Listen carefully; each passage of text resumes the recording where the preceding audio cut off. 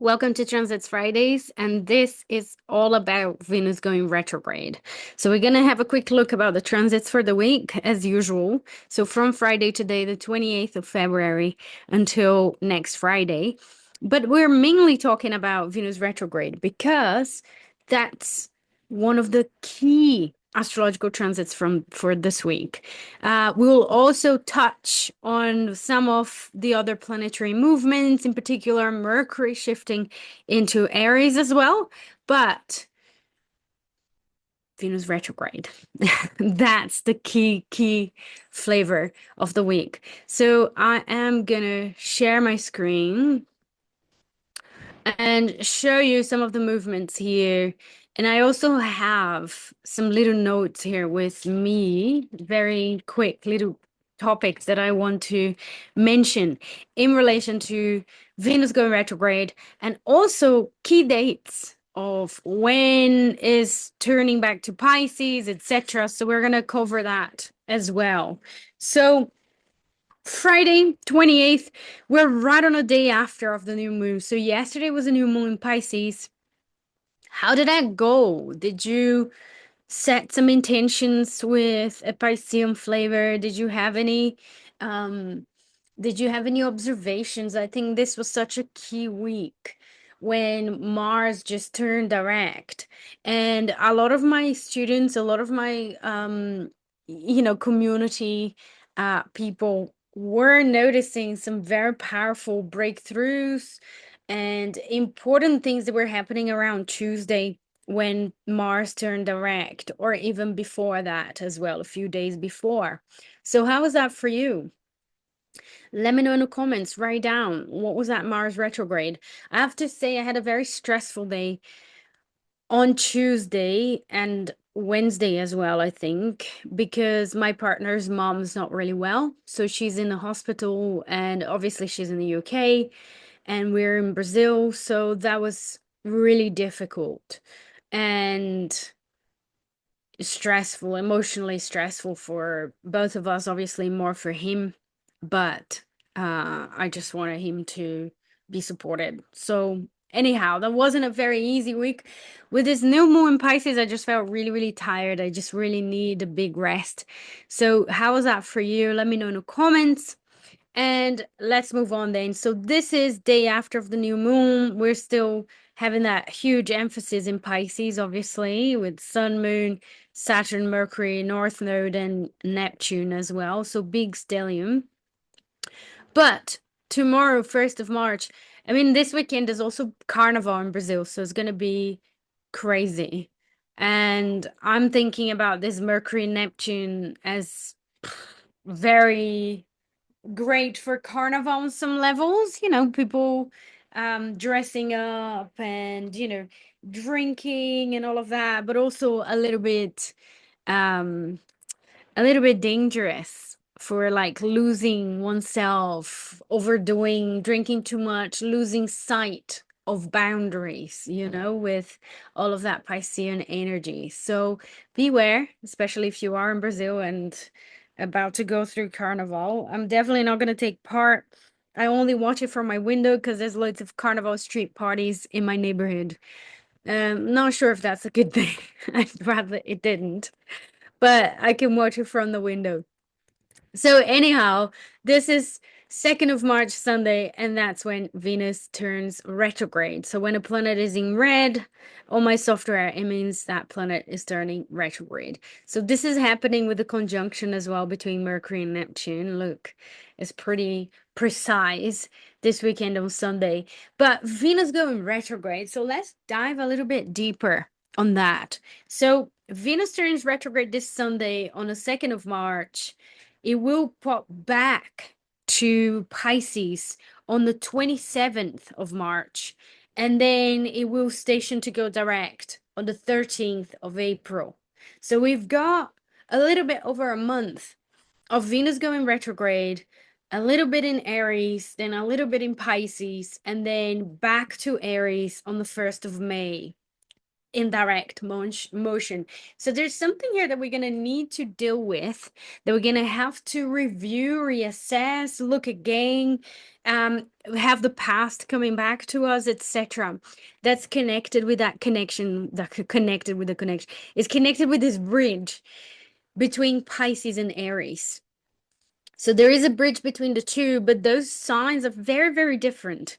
We've got Pisces, which is all about the connection with everything, the sense of merging, and spirituality and interconnection is mutable water.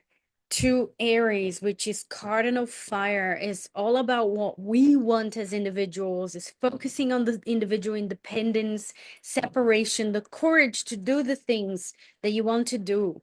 Aries is ruled by Mars. So it kind of resonates a little bit with what we've been going through with that Mars going retrograde for a while as well. So if you were expecting that with Mars going direct, we're just gonna go for it and things were just gonna set sail, well, think again, because with Venus going retrograde, and shortly after, we're going to have Mercury going retrograde as well. Not this week, but after. So those cycles are really showing us that there are still some things that we need to go through, that we need to understand, that we need to look at it with an honest, from an honest point of view before things can actually fully set sail, right? So here are some insights, some themes of some of the things that we can explore during this Venus going retrograde.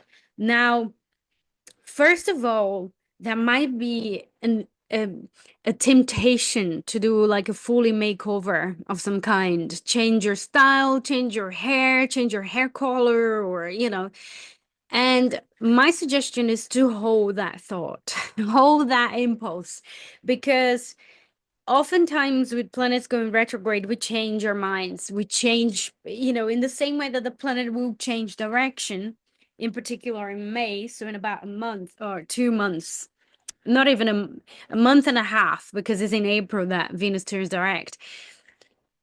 That represents us changing, a change of heart potentially as well. So something feels really clear. I really want purple hair now, but middle April, you might regret. You might look at it and be, oh, actually, I didn't want that. So don't do anything too drastic.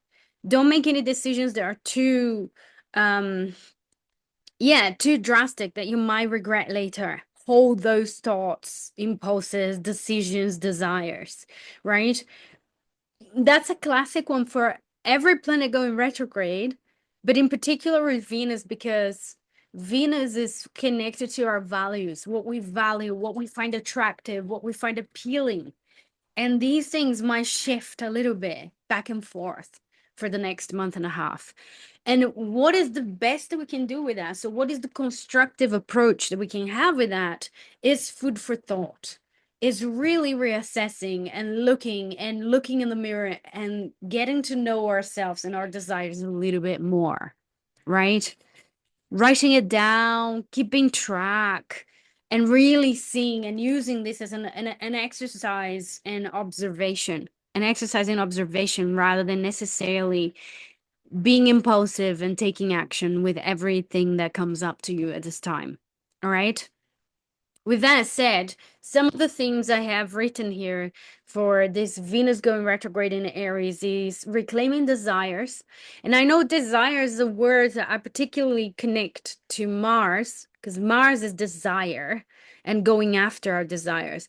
But don't forget that Venus is in Aries. So that will also resonate with our desires, and reclaiming those desires, reconnecting with those desires, or reassessing those desires. Are we really going after something that we truly, fully desire with, lights up the fire within us, in our hearts, in our bellies, etc.? Or are we doing that for validation? Are we desiring something just to prove something else for someone, or just to get a sense of self-worth, which isn't really coming from within, etc.? So reclaiming desires is a big one here. Another classic theme, classic topic that Venus retrograde could be bringing back to us is unresolved love stories. Unresolved love stories of all sorts. Yeah. Relationships that we may be on a break, we might get back, we might talk about it again. People from the past might get in touch with us again, might message us again, or and that's not necessarily to get back together, but to understand, to resolve, to potentially resolve something that hasn't been resolved yet. So, love, obviously, as a whole, I think, the theme love as an umbrella theme here is constellated around Venus's symbolism. Venus in the tarot card is the Empress, right? So all that's related with that kind of love, romantic love, we're talking about attraction, desire, etc., is going to be under scrutiny during this Venus retrograde. What is the state of your relationship, right? Are you guys having an equal relationship? Is someone giving too much, someone giving too little? Is, long dead and you haven't really done anything about it? You're not happy in your relationship. What's going on? You're not aligned, you're aligned. This Venus retrograde will bring those questions for you. If you're single, then those questions will translate as, what am I actually looking for? What am I actually searching for in terms of partnerships? And the unresolved love stories will be pointers at all the things that didn't work for you, that doesn't work for you anymore, or that you're really craving and searching for now. Is it, what what are your core values when it comes to relationships? I mean, I'm laughing here, but it's something that we're not taught, and that we don't think about it, and we don't ask ourselves these questions, in particular when we're very young and we are testing out and having relationships. And really having clarity around your core values is a huge game changer. Knowing if friendship is your base, or ambition, or whatever it is that you really need to share with the person that you're going to build a relationship with, right? Is it authenticity? Is it kindness? I'm talking about all of my core values, but we can think about others. Is it maturity? Is it curiosity? What are your core values? This is the perfect time for you to review them, to rethink, and to have more clarity about them. But take it seriously. Don't just think about it, just really take it seriously and write down lists about your core values. Yeah. Next topic that I wrote here that's gonna be under the spotlight with this Venus going retrograde is self-worth and an independence check. Aries is a very independent sign. Is me first. Who am I when I'm alone, regardless of what other people think or what the people want and expect from me? So independence will be there. And in particular, independence in this relationship scenarios as well. Are you in a codependent relationship? Are you looking after someone else? Are they looking after you? Is anything on the way of building a equal partnership with as much equality as possible between give and take? Because that's important for Venus. Venus is not the moon. We're not talking about mothering and being mothered, right? There needs to be equality. That's super important for Venus. So independence check will also be there. And self-worth, I mean, that's such a huge one as well with Venus. Whatever Venus is in our birth charts, that's our connection and a pointer at much how easy it is for us to practice self-worth, self-appreciation, self-care as well, in a way, to really feel deserving. I think oftentimes we focus on working, on getting things done, or on achieving things and etc., but we forget to enjoy. We forget to feel deserving of that accomplishment, of the fruits of our work, right? Do you feel deserving of nice things, of resting, breaks, going to nice restaurants, having nice clothes, having nice food, being treated nicely by your partner. Do you feel you deserve that? Or are you always finding excuses and feeling uncomfortable? Do you feel deserving of compliments?